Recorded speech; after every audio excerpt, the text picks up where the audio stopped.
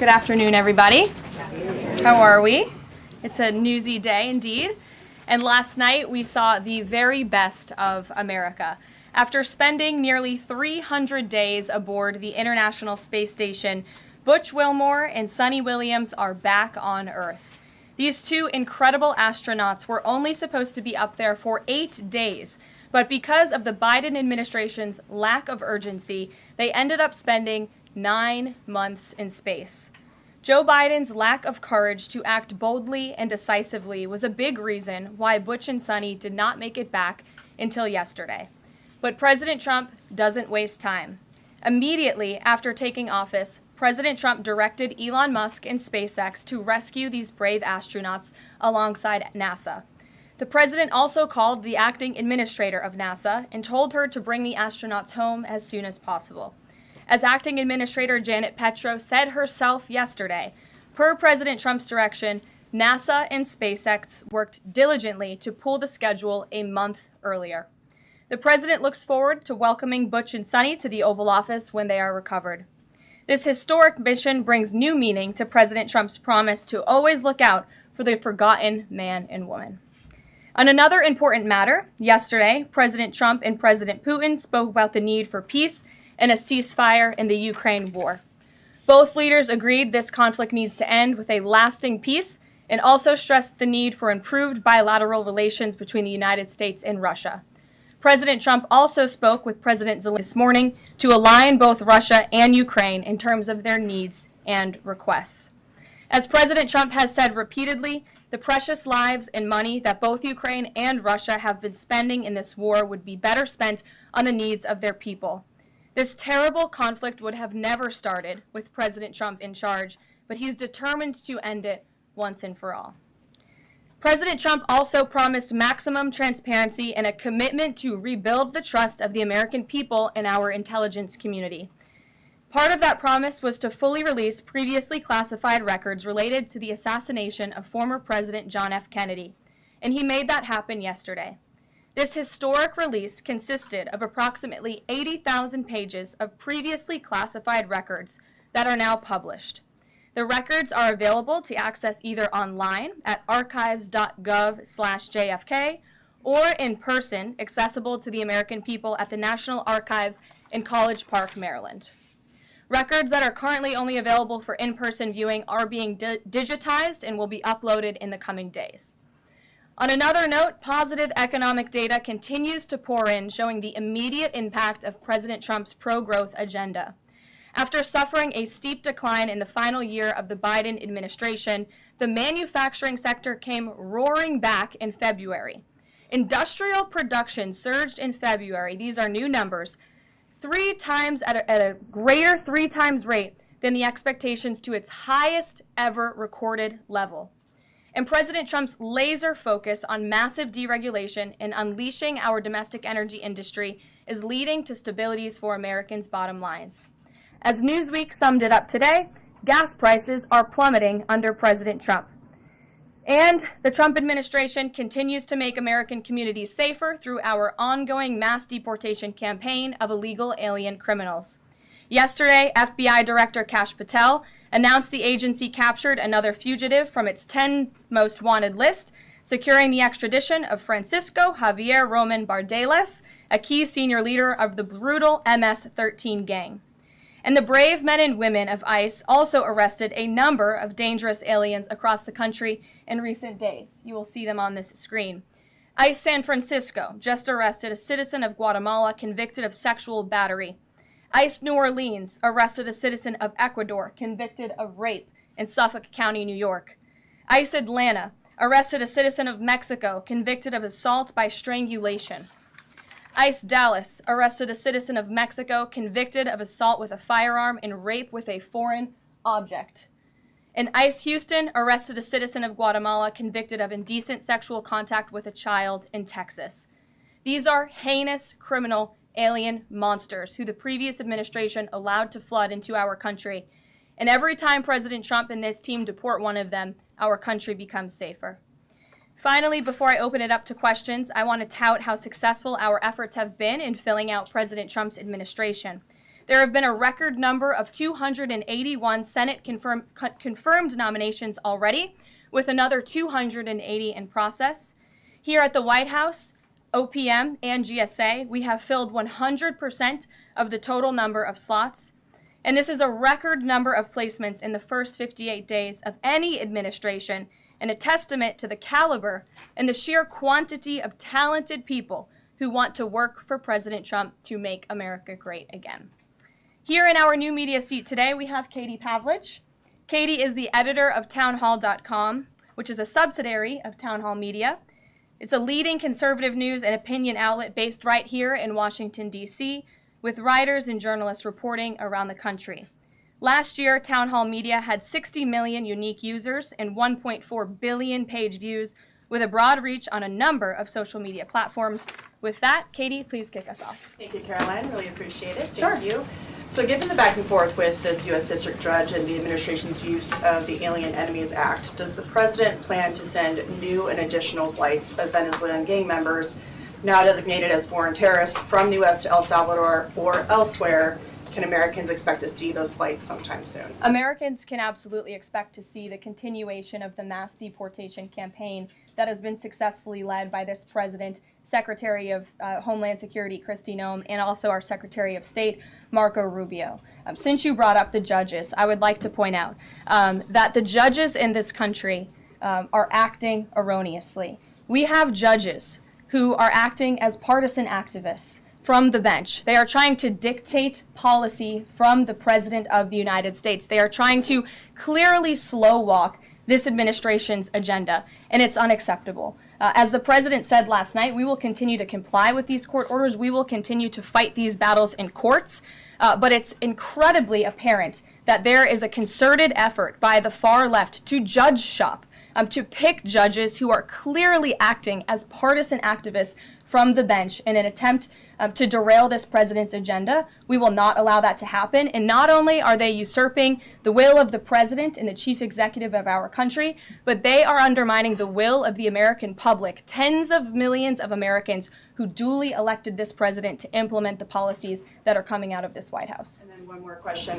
Senate Minority Leader Chuck Schumer said yesterday that he was united with Democrats in working against Americans who, quote, their attitude is, I made my money all by myself, how dare your government take my money from me? Or, I built my company with my bare hands, how dare your government tell me how to treat my customers? What is the president's response to this, given his upcoming tax agenda and need to work on Capitol Hill? Well, we certainly hope that Democrats all of a sudden are for more money in the pockets of the American public. The president has made it incredibly clear that he is committed to tax cuts. He is committed to passing a big reconciliation package later this year, ending no taxes on tips, taxes on overtime, no taxes on Social Security for our hardworking seniors. And we encourage everybody on Capitol Hill to support that when it comes to the finish line, especially Democrats who clearly need a boost from the American public right now. Their approvals are at an all-time record low. Thanks for being with us, Katie. Garrett. I have one other question, but I want to follow up on Katie's question, actually. You said the mass deportation campaign would continue, but she asked about the flights specifically. Will those flights to El Salvador continue while this case is being appealed? We don't have any flights planned specifically, but we will continue with the mass deportations. And I would just like to point out that the judge in this case is essentially trying to say that the president doesn't have the executive authority to deport foreign terrorists from our American soil. That is an egregious abuse of the bench. This judge does not have that authority. It is the opinion of this White House and of this administration, and that's why we're fighting this in court. And it's very, very clear that this is an activist judge who is trying to usurp the president's authority. Under the Alien Enemies Act, the president has this power, and that's why this deportation campaign has continued. And this judge, Judge Boasberg, is a Democrat activist. He was appointed by Barack Obama. His wife has donated more than $10,000 to Democrats, and he has consistently shown his disdain for this president and his policies, and it's unacceptable. You took me right where I wanted to go about the idea that these people are all foreign terrorists, but Judge Boasberg was originally appointed by George W. Bush and then elevated by Barack Obama. I just feel like I should clear that up. Well, let me just say something to that effect, Garrett. 67% of all of the injunctions in this century have come against which president? Donald J. Trump. Let me say that again. 60% of the injunctions by partisan activists in the judicial branch have come against President Donald Trump, and 92% of those have been from Democrat-appointed judges. This is a clear, concerted effort by leftists who don't like this president and are trying to impose or slow down his agenda. So, given that, do you think it's a good use of Congress's time and the president's political capital to try to impeach and remove a federal judge, which would take 67 votes you're unlikely to get in the Senate? Well, look, the president has made it clear that he believes this judge in this case should be impeached, and he has also made it clear that he has great respect for the Chief Justice John Roberts, and it's incumbent upon the Supreme Court to rein in these activist judges. These partisan activists are undermining the judicial branch by doing so. We have co-equal branches of government for a reason, and the president feels very strongly about that. Jackie. Thanks, Caroline. What options does the president have to, he says he's going to follow court orders. He wouldn't defy a court order, but he's raised these concerns about these judges acting in such a partisan way. What option does he have to ensure that his agenda continues to move forward while this is ongoing and the judges appear to be trying to just block and delay and impede? Well, you're right. They are trying to block, delay, and impede. This is lawfare. The president is no stranger to it. He faced it in his campaign, and this is a continuation of the lawfare that President Trump faced as a candidate, and he's now unfortunately facing as a president. Clearly, these partisan activists in the judicial branch didn't get the memo on November 5th when the American people overwhelmingly re-elected this president to continue with mass deportations. So White House counsel and the Department of Justice are working on this. They're appealing these cases, and we will continue to use the full weight of the White House counsel's office and the president's team of lawyers to fight this in court, because we know we will win even if we have to go all the way to the Supreme Court. One more on TDA. Andy McCarthy said in an interview with Hugh Hewitt, he certainly agrees with what the president is trying to do with the Alien Enemies Act, but he's not sure that the law is completely on his side. He cites some previous Supreme Court rulings dealing with enemy combatants in wartime, says that even they have a right to challenge their detention in court. He raised concern also that while TDA has been designated as a terrorist organization, these individuals hadn't been prosecuted for terrorism. So my question is, will the president ask Congress potentially to declare war on these cartels for the invasion that he's talked about so that he's on stronger legal footing? Well, we absolutely disagree with the legal opinion of the individual that you mentioned. We would not have moved forward with this if we didn't believe the president. This was within the president's executive authority to continue with this mass deportation effort under the authority provided to him under the Alien Enemies Act. And when you read the act, as I did last time at the podium, a predatory incursion is absolutely what has happened with Tren de Aragua. They have been sent here by the hostile Maduro regime in Venezuela, and the president, immediately upon taking office, designated TDA as a foreign terrorist organization. And under this act, it is within the president's authority to deport these terrorists. And anybody trying to defend these terrorists who have now been sent off of American soil should talk to the families of the individuals who these heinous monsters have killed and have raped. If you talk to those families, they are so heartened by the president's decision to take tough action and to use his executive authority, something that no other president has been willing to do, because President Trump does what he says he's going to do, and he is deporting these foreign terrorists from American soil to secure our homeland, and he's within his rights to do that. Jennifer. Very quickly on Tesla, there's a website that's trying to dox Tesla owners across the country and saying they're only going to take down personal information when people show that they've sold their cars. What's the administration going to do about that? I haven't seen that website, but we certainly think it's despicable, the violence that has taken place against Tesla, the company, its employees, and also just Americans who have chosen to drive an electric vehicle. Many of them are Democrats, by the way.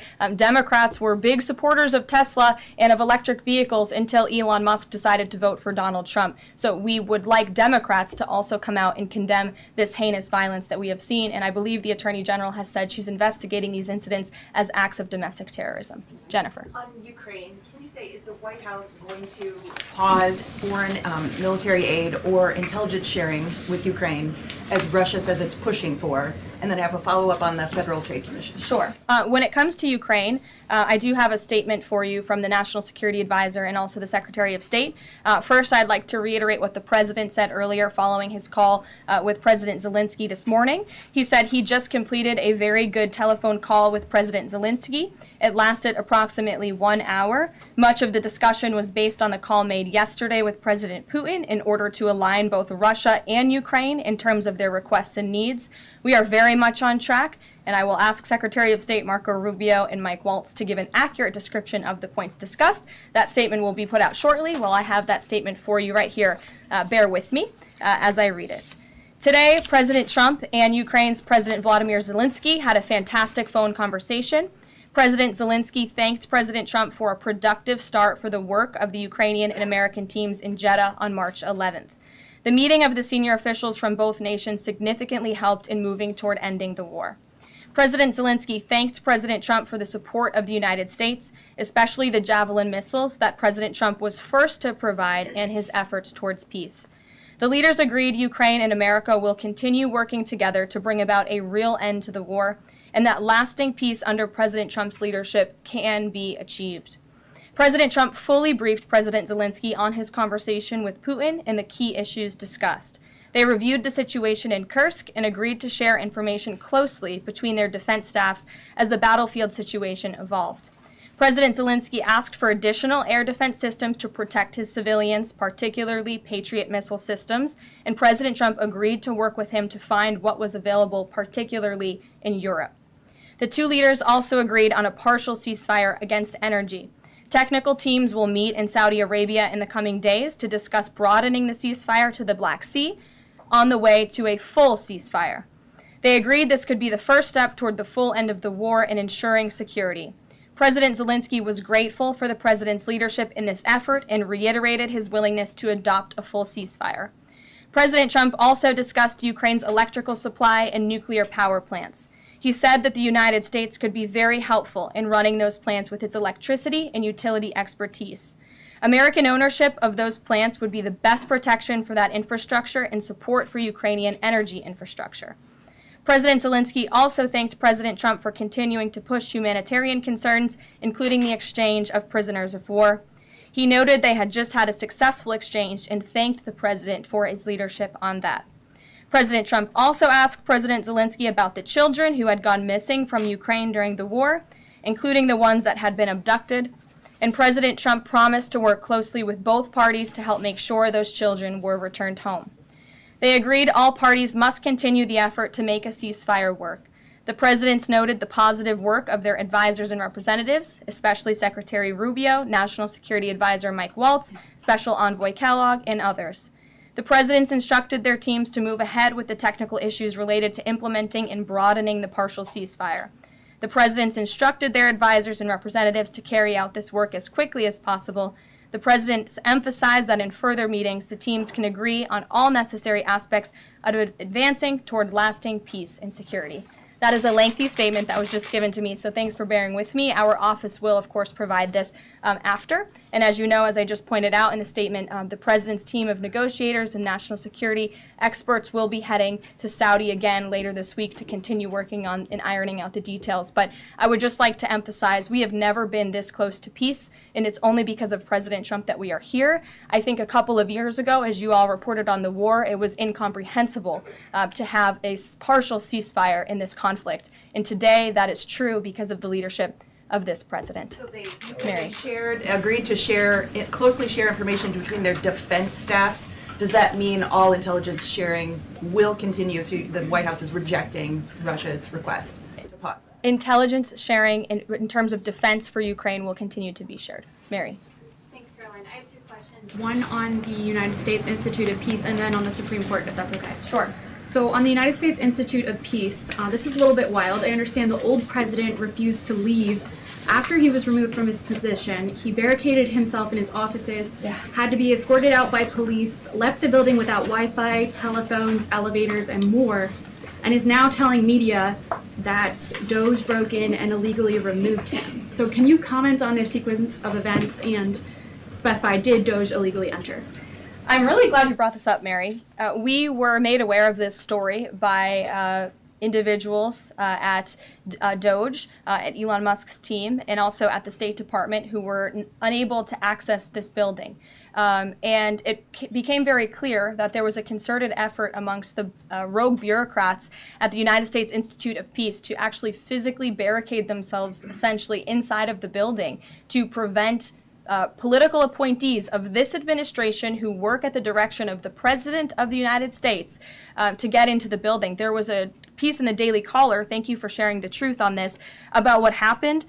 Staff contacted the MPD in an attempt to prevent DOJ personnel from entering. They barricaded the doors. They also disabled telephone lines, internet connections, and other IT infrastructure within the building. They distributed flyers internally, encouraging each other to basically prevent these individuals from accessing the building. I use this to say this is what DOJ and this administration is facing. It's a resistance from bureaucrats who don't want to see change in this city. President Trump was elected on an overwhelming mandate to seek change and implement change, and this is unacceptable behavior. Thank you. And just really quick on the Supreme Court. I know it's been almost 3 years now since the leak of the draft Dobbs opinion to Politico, actually.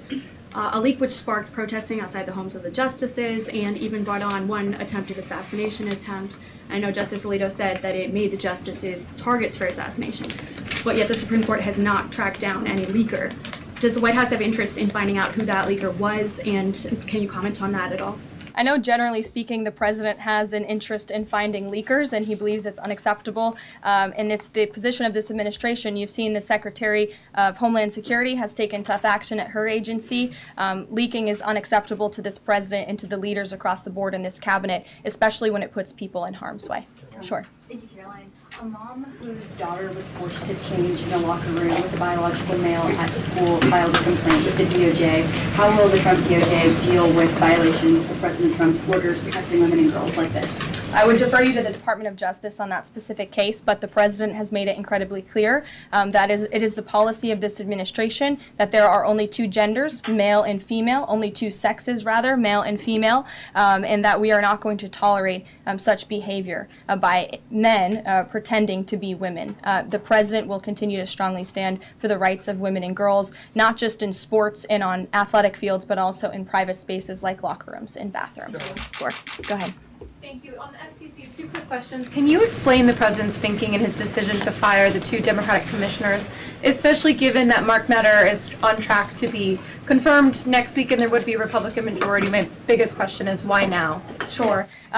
Because the time was right to let these people go, and the president absolutely has the authority to do it, and they were given ample notice in a letter that I believe your outlet reported on, so it pretty much explains exactly why this administration chose to let those individuals go. Is the ultimate goal to get this to the Supreme Court to try to overturn the 1935 precedent? The goal was to let these individuals go. If we have to fight it all the way to the Supreme Court, we certainly will. Rachel. Back to those deportation flights to El Salvador, can the administration provide any more details on how authorities determined that each of those men were in fact members of a gang? And if the White House can publish images, photos, videos of those men, why can't the administration just release basic information like their identities and names? We are not going to reveal operational details about a counterterrorism operation, but what I can assure you, as I said on Monday, we have the highest degree of confidence in our ICE agents and our Customs and Border Patrol agents who have committed their lives to targeting illegal criminals in our country, particularly foreign terrorists, and they had great evidence and indication. They have the highest degree of professionalism, and they were 100% confident in the individuals that were sent home on these flights and in the president's executive authority to do that. Follow up, I know in the last briefing you cited privacy concerns as a reason why the administration may not be able to reveal the identities. What exactly are the privacy rights of immigrants who were deported that the administration says were dangerous enough to be sent to El Salvador and sit in a prison? Again, as I just said, we're not going to reveal the operational details of a counterterrorism operation for quite obvious reasons. We're trying to combat terrorism here in the United States of America. Jeff. I could ask something else about the phone call yesterday. There was a couple different readouts from the Kremlin and the U.S. on a couple different points. One was energy and infrastructure. The U.S. statement said energy and infrastructure. The Kremlin said energy infrastructure. What is your understanding of what the actual substance of that disagreement was? Then I have one other question on that. I would defer you to the readout that was provided by the White House. That's our understanding, and that's the truth. And if I could ask a question about the judge as well. How does a president define a bad judge? Is it just someone who disagrees with him? And is that a dangerous precedent in this case, because this is a temporary ruling from Judge Boasberg that he could ultimately rule in your favor? Is he setting up a standard here for calling for the impeachment of a judge who may ultimately rule on your side. No, it has nothing to do with disagreeing with the president on policy. It's with disagreeing with the Constitution and the law. And it's trying to usurp the authority of the executive branch of this country. It's having baseless reasoning for these injunctions. And it's a clear effort by these judges to slow roll this president's agenda. And if you just look at the injunctions that this president has faced, deporting foreign terrorists from our homeland, hiring and firing of executive branch employees, which when the president is the executive of the executive branch. You also see an injunction by a partisan activist judge when it comes to the Secretary of Defense trying to determine the readiness of our troops and the qualifications of our troops in our armed forces. Does a single district court judge really have more authority over the Commander-in-Chief and the Secretary of Defense to determine who should serve in our United States Armed Forces? Absolutely not. Anyone who has taken a basic civics lesson can understand that, and it's ridiculous lawfare that we are witnessing. And it's. The president said he respects the Chief Justice here. Does he respect him specifically on this case and this opinion, or respects him overall? And has he spoken to any other Supreme Court justices? The president respects Chief Justice Roberts overall. He just expressed that to me in the Oval Office, but it's also quite clear that the Supreme Court needs to rein in these judges who are acting as partisan activists, and they are undermining the judicial branch, and it's a dereliction of duty on their behalf. Deanna, go ahead. Thank you so much, Karoline. On the call with Zelensky, did they discuss the minerals deal at all? Is that back on the table, and what do the Ukrainians have to do to get that back on the table? And then one on the Russia call as well. Again, I just provided a very lengthy readout of the call that was provided by the Secretary of State and the National Security Advisor. And now we have moved beyond the economic minerals deal. We are at a place of peace. We're at a partial ceasefire, and we're moving towards a full ceasefire and a long-standing peace in this conflict. And that's great news for the American public. The Kremlin readout mentioned that Trump and Putin spoke about potential U.S.-Russia hockey games. And the Kremlin readout also said that Russia wanted the U.S. to stop U.S. intelligence and U.S. funding to Ukraine. The president has said that that conversation did not happen. Just wondering if you can get us any more clarity on that. And also, again, if it's energy infrastructure or if it's energy and infrastructure, because I think there is a big difference between that. Again, as for the readouts of the call, I would defer you to ours. And when it comes to the topic of hockey, it did come up. However, we're more interested in securing a peace deal than scheduling hockey games right now. Sean. Hey, about the deportation flight. So, was it the president himself who directed the planes to stay in the air after the judge ordered them to turn back? The president signed invoked the Aliens Enemies Act with a proclamation, which then directed the Department of Homeland Security and the Department of State to move forward with the plan of action. And as I said yesterday, all of the planes that were subject to the judge's written order took off before the order was submitted in court. I was asked and answered that question multiple times yesterday. Kate, go ahead. Is the president still considering pressuring Russia with sanctions or tariffs to try to get a full ceasefire? And is there any kind of deadline or timeline that the White House has in mind for when that pressure might ramp up? Again, the president had a nearly 2-hour-long call with President Putin yesterday. We provided a readout of that call, and we have his negotiating team heading to the Middle East this week to continue these discussions in regards to sanctions and any other details. I'm not going to give a readout of those from this podium. And on TikTok, is Oracle the leading contender for a deal? And would the U.S. back a deal that keeps TikTok's algorithm and the underlying technology still in Chinese hands? As President Trump does so well, we don't get ahead of ourselves when we are in the midst of the art of the deal. So when the president and this team are ready to announce a deal on TikTok, which is a high priority for the president, we will make that known. I've seen that reporting, but I'm not going to comment on it just yet. Sure, go ahead. Thank you, Press Secretary Leavitt. Some prominent Trump supporters have been making the case that Derek Chauvin deserves a pardon. They argue that he did not receive a fair trial. Joe Biden and other Democrats actually implied that he was guilty while the trial was going on. BLM rioters had these jurors under immense threat and pressure. Mainstream media, frankly, many news outlets here today are complicit here. They chose to ignore the autopsy report. They chose to ignore the full body camera footage. They decided to slander Derek Chauvin as a racist cop instead. Does the administration believe Derek Chauvin received a fair trial, and will they consider a pardon moving forward? The president has been asked and answered this question. He said it's not something he's considering at this time. Philip. Thank you. Two questions. First, just a follow-up on the readouts from those calls.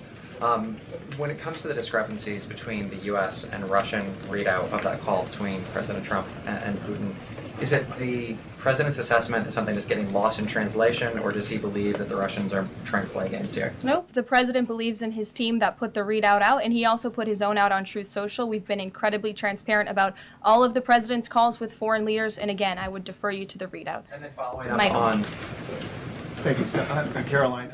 White House said yesterday that gas prices across the U.S. have fallen for the fourth straight week. 34 states now seeing gas under $3 a gallon. This limited ceasefire with Ukraine regarding oil refineries, energy, will that affect gas prices here in the U.S.? Well, it's certainly the president's hope that gas prices will continue to fall, and he's working every single day to ensure that we do. As you just mentioned, there's been very encouraging data. Inflation is cooling and gas prices are falling. The president has established a National Energy Dominance Council, and it's ultimately the president's goal, and this administration is working hard on it every single day, to increase our energy production right here in the United States of America, to have a Trump energy boom like we saw in our first term, which will not only lead to lower fuel prices here at home, but also lessen the rate of inflation that was created by the previous administration. One more on Tesla, Karoline. Tim Walz, Governor Walz, saying last night he frequently checks Tesla stock. In doing so, to quote, give me a little boost during the day. How should Americans view politicians who take pride in the downfall of an American car company? I think that's quite sad, but I think Governor Walz unfortunately is living a sad existence after his devastating defeat on November 5th. Reagan, go ahead. Thank you, Caroline. Across the country, Tesla cars are being lit on fire, dealerships are being shot up, Molotov cocktails are being used. There was a website posted yesterday that shared the addresses of private Tesla owners and reportedly had Kash Patel's information on it. AG Bondi has called this acts of domestic terrorism. Does the White House have any indication that this is some sort of coordinated movement, or that it's being funded by some outside group? And do you know if the investigation by the DOJ is being investigated as incidents of organized terror? I believe the Attorney General has made her comments clear on that. She is investigating these events as acts of domestic terrorism, and we fully condemn them. And as I said earlier to Jackie's question, we think it's despicable what is happening to not just this American company, but also their innocent employees. And again, innocent Americans who drive these vehicles. And we condemn it wholeheartedly. Sure. More than 24,000 workers in 18 agencies are in the process of being reinstated.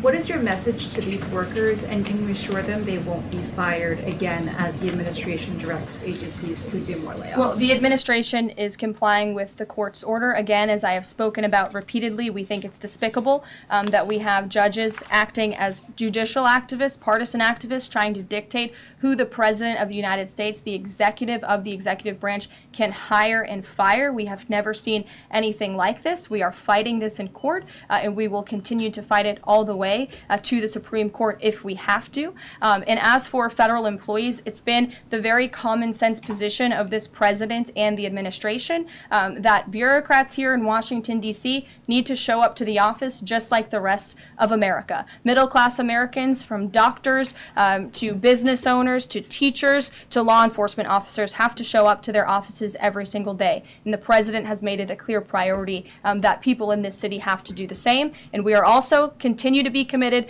to reducing the scale of our workforce and to reducing the size of our federal bureaucracy here in Washington, D.C. to save taxpayers' money.